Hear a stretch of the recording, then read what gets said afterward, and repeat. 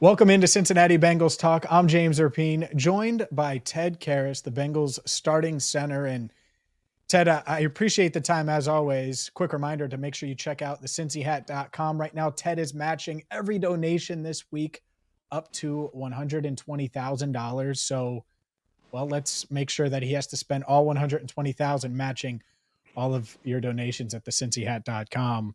All of the proceeds go to Village of Marici into Indianapolis. And we'll get to more on that in just a second. But Ted, obviously it's been a tough stretch for the club. Joe Burrow's injury, you've been asked about that 1,000 times. It's a 3-game losing streak. And now you're playing on Monday Night Football against the Jacksonville team fighting for the 1 seed in the AFC. What does this team have to do to reset and find a way to get a win here and kind of stop the bleeding, so to speak? Well, it started today, so we had a good bonus day because we got an extra day this week to get ready for Monday Night Football. And guys came in with great energy, focused in. We got a good portion of the game plan installed. So, we have an extra day. Let's take care of our bodies. And really, my role is to just execute my individual assignment, but also bring the energy, make sure everyone's up and ready to go. Because we got 6 games to prove who we are. And it starts Monday night. When you lose a quarterback like Joe, obviously everyone knows that there's going to be a period where you're feeling things out, certainly offensively, but as a team. And I think the defense probably knows they have to do a little bit more. The receivers know that. The offensive line knows that as well.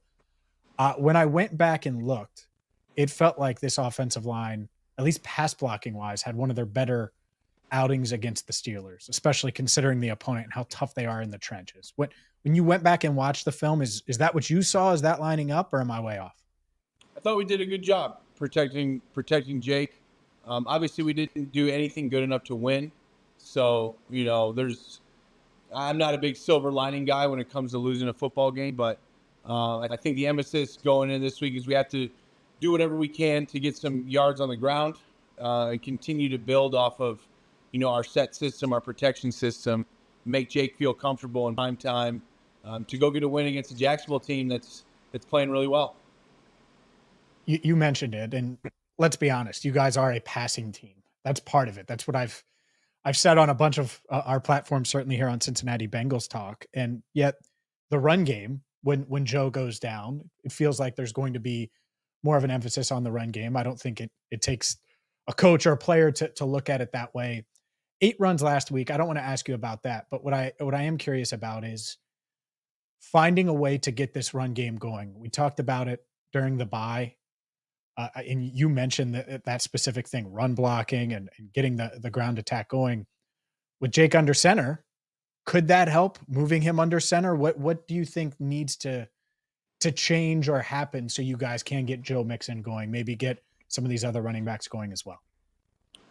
Well, I've always believed the 2 tenets of having a successful run game are 1, getting a hat on a hat, and 2, getting the ball downhill. So when we break those down, getting a hat on a hat, we need to execute our individual assignments. We need to distribute our blockers. We need to be on the right guys, and we need to finish those blocks. That gives us a chance to have a successful run. And then secondly, get the ball downhill. We need, I think we have a great scheme coming into this game, but, we need to make our blocks, and once we see a hole, hit it and get it. And, that'll give us confidence to have more volume of run calls, give the play caller confidence, and give this whole team, confidence that we can go out and have a 8-play, 6-7 minute drive with points. That's what we need to do Monday night. Ted Karras joining us on behalf of the cincyhat.com. Ted, naturally, when there's a losing streak and things aren't going the way you hope, there's going to be criticism outside of the building. And so one of the things that I've heard a lot of is discussion about Frank Pollack. And so I want to ask you about Frank Pollack. How is he as an offensive line coach? And what do you think of him? Because obviously you work with him every single day. Frank's great. He has a great plan for us. He's been in the league for a long time, played it for 10 years, played this position. I think, when it comes down to it, we need to execute our assignments a little bit better. I know there's going to be a lot of criticism on everything. I love this town, And when you're rolling, you're the greatest ever. And when you're not, there's people coming after you. But that's part of this business. Obviously, we've taken a 3-game skid, not ideal. But, Frank's done a tremendous job, bringing Cordell along and rallying the talent that we have in the room. And hopefully we can start to maximize it. We can put some in the win column. I know he's been out, but there's a lot of talk. I've discussed Chase Brown too, because he's this unknown. Obviously, Joe Mixon's been in town for years. We've seen him carry the ball. Travion Williams is your third down back right now. What has stood out about Chase Brown? Obviously, he went to your school in Illinois, so you know him from his college days, I'm sure. But what has stood out about Chase Brown, or has anything stood out about him in practice and getting to know him since he's joined the team? I thought he's brought a great demeanor and great energy. Obviously, he's a very fast and talented running back, and I hope that he can get in his rookie year and show what he can do, because he's very talented. I think he's going to be a big part of the offense, moving forward through these next couple years. As far as this, we talked about the criticism some, but let's look at the rest of the offense, not just the run game. Jake Browning. He makes his first NFL start. It's against the Steelers. It's a really tough situation, I think. And numbers-wise, it looks pretty good. 19 of 26, 217 yards, a touchdown, a pick. Obviously, the pick was costly. I think he admitted that, the internal clock, all of those things that I think speed up with time and just playing. But what do you say to a guy like Jake, who clearly the team needs to rally around? And if you guys are going to make a playoff run here over the final 6 weeks, you need to build him up. I think he was kind of, I don't want to say down on himself, but he was certainly bummed after that Steelers game because it was there for the taking. So what do you say to him? Well, everyone's always bummed after a loss. Losing a football game is a very lonely and insecure feeling. It's a culmination of a week's hard work and then ultimately a failure. So there's not much to say. Jake's ready to go. We came in today with great energy. No one's going to be dwelling or pouting or any of those things. We're coming in, going to execute a game. We have a football game to play. A lot of football ahead of us still. And this is a long season. Obviously hasn't shaken out quite like how we drew it up. But, we're going into Monday night with an attitude that we're going down there to win a game. And we need to. And I think Jake's going to do a great job. Not worried about him being down at all. That was a hard-fought game against the Steelers. Everyone has a couple plays they'd want to, take back from any football game. So, we're all rallied around Jake. We had a great day today, and we need another 2 these next 2-3 days. How would you describe Zac Taylor? You've been with him now through the ebbs and the flows of the season, the slow start last year, slow start this year, win streak last year, win streak this year. And then obviously this is kind of uncharted territory without Joe Burrow, at least for you with Zac. But how does Zac navigate these waters? Is he the same guy that we see at the podium? Is he a little different? What kind of Zac do you get? No, Zac's very consistent, and it has been I love playing for him. I love coming into work every day. He's got a great demeanor, very positive, and tells you what we need to do better. But this skid that we're on falls on all of us, and everyone's doing their best to pick up the slack of what we need to do. Everyone needs to individually do a little bit better. But Zac is a pillar of consistency, with the way he approaches the game plans and treats his players. So we need to go out there and get a win for him. Let's get to the Jacksonville Jaguars here, and it's Wednesday as we're recording this, which is normally the install day. So I get it that you might not have everything on them yet, or maybe you do and you'll just have extra time to focus on them. But what stands out about that defensive front? Obviously, they have some high draft picks on their defensive line. They do. They have a lot of big, strong guys. They play a ton of guys. That's one thing I'm working through right now, just working through the film. They rotate a lot of D linemen. We're going to see 6-7 guys there on the interior. So they play a lot of guys up front. We're going to need to get, our reports on each and every one of these guys, know what they're good at, know what they're not so good at. But a lot of talented guys that have been around the league for a while, that have rallied in Jacksonville now. And and they're 8-3. So we need to go out, get down in there and knock them off to 8-4. How important is it to get off to a quick start? Obviously, you guys started in most of your wins. You've started quick. You've had the lead. You've been able to control the game, so to speak. And you got off to a decent start and led for most of the game against the Steelers. So I'm sure that's the goal and the blueprint every week. But how does that change things for this offense and for this team when you guys start fast? Well, I think you always want to play football from ahead, but especially with the pass rushers we have and the way our defense can play, the style that they play, to pin their ears back a little bit, make teams throw the ball is very important. But, we need to score more points on offense, plain and simple. We need to get the ball in the end zone, finish in the red zone, and build on the lead. And, I think that if we take another score, put another score up in the Pittsburgh game, we could have sealed that one. So our defense is still playing great. It's a big part of the reason why this organization has had the success it's had the last 3-4 years. But we need to score more points. I mean, I really can't say anything about the D when you lose 16-10. The old George Halas law of football: score 21, holding to 20. I mean, if that's your goal every week, you'll be undefeated. So they met the goal. We did not.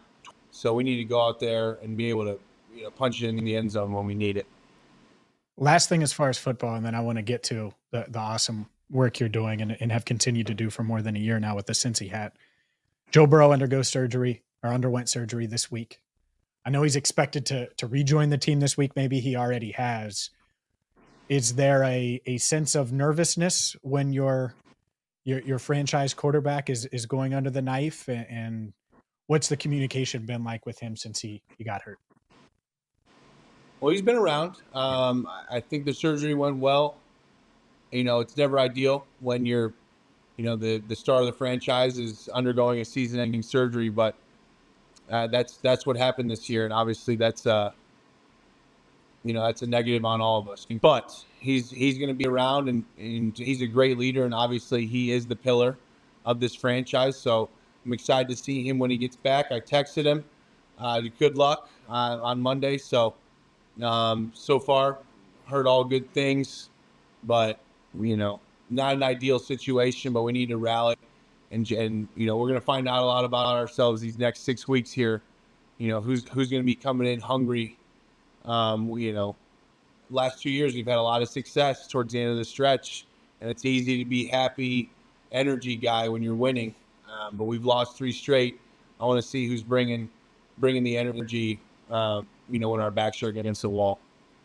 As far as franchises go, you were visiting a school. Fill me in on the school in just a second. But earlier this week, you visited a school. I saw the clip from Fox 19. And if Joe Burrow's the franchise, Jamar Chase is probably 1A. He's right behind him. And he's right there. Were you we got a lot of good players. You can throw a lot of guys up there. Probably Trey can be thrown up there. No doubt. And I'm not trying to insult the roster. That's not what I mean. But you asked an elementary school student if they were hoping for Jamar or whatever you said.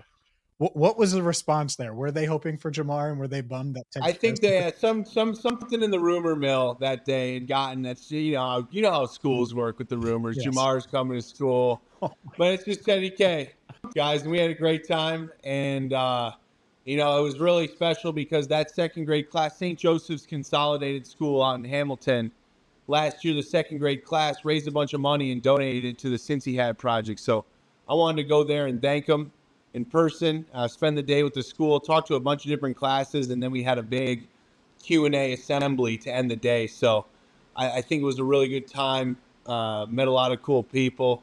Actually, a lot of my dad's players, a couple, my dad's players at Marion University, they went to that middle school and then Baden High School out in Hamilton. So we recruit that area well. We have some good players from there. So it was cool to see where they're from. I know those guys, we've had a season with them now, so it's cool to see where they're from. Yeah, I think that's so cool. Does that help? Not that, of course, you're pissed off when you lose and you want to win the next 6. I get all of that. So disclaimer. But do outings like that help put things in perspective a little bit when you're going through the day-to-day of a football Yeah. season and the I'm criticism. not bringing the baggage of an NFL loss into an elementary school. That's for sure. So it was great to feed off their energy. We had a great time. Asked a lot of this. I'm always amazed at the poignant questions that first and second graders can come up with. So I hope they had a good time. I certainly did.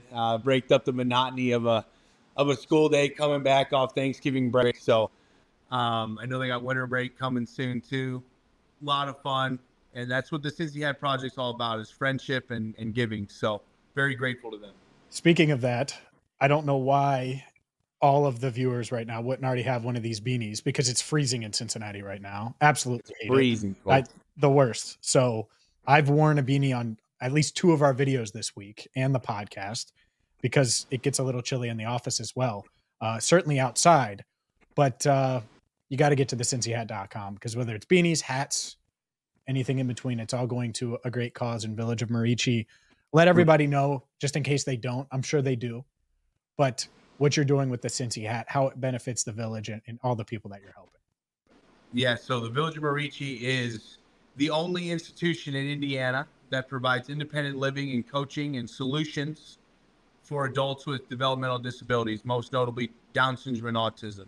Since we've launched the Cincy Hat Project about a year ago, we've been able to add 77 units to our family, to the village. And this is, through new construction, funded in a large part by all of these hat sales. So I thank you so much to the Cincinnati community. This week, we're doing something special. We're up in the ante. I'm doing a $120,000 match to any purchase of a hat or anything purchased on our site, and donation. We have a lot of donation options. I hope you guys make me pay. I'm really excited about it. And, we're going to keep doing stuff like this, throughout my whole career to try and dwindle down. We have a massive wait list of people that want to get into the village. And once you're in the village, you're in for life. And that's a big deal to us. And it's funding like this that makes it all possible. And the Cincinnati community could not have been more generous over these last 2 years. And I am ready and willing to match $120,000. So I think we're well on our way. But we're gonna need some boost here throughout the week. Make Teddy K pay at Make me pay. cincyhat.com. Yes, there's nothing I would like more than for you to have to spend $120, and obviously it goes to a great cause. So make sure you do it. Again, the cincyhat.com. He is Ted Karras. I'm James Rapien. Thank you so much for watching Cincinnati Bengals Talk.